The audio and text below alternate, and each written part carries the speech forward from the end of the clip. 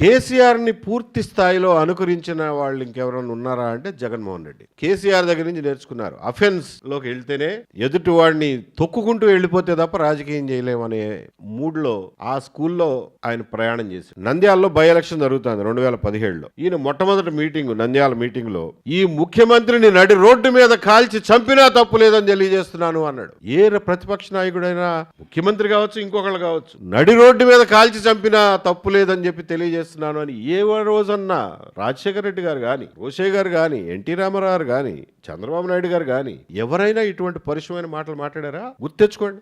ఆ సంస్కృతిని విభజిత ఆంధ్రప్రదేశ్ రాజకీయాల్లో మొదలుపెట్టింది జగన్మోహన్ రెడ్డి గారు. తర్వాత ఇంకొకసారి కదిరిలోనే ఎక్కడో ఈ ముఖ్యమంత్రిని చీపురి కట్టలతోనూ చెప్పులతోనూ కొట్టమని చెప్పి మహిళలందరినీ పిలుపునిస్తున్నాను అన్నాడు. దానికి ఏం చేశారు మీరు? ఏం మాట్లాడలా, వదిలేశారు. సరే, పాపాత్ముడు వాడు పాపానాడు పోతాడు అనుకున్నారు, వదిలేశారు. వదిలేయడంతో అదొక లైసెన్స్ అయిపోయింది. జగన్మోహన్ రెడ్డి గారికి, వైఎస్ఆర్సీపీ పార్టీ వాళ్ళకి అదొక లైసెన్స్ అయిపోయింది.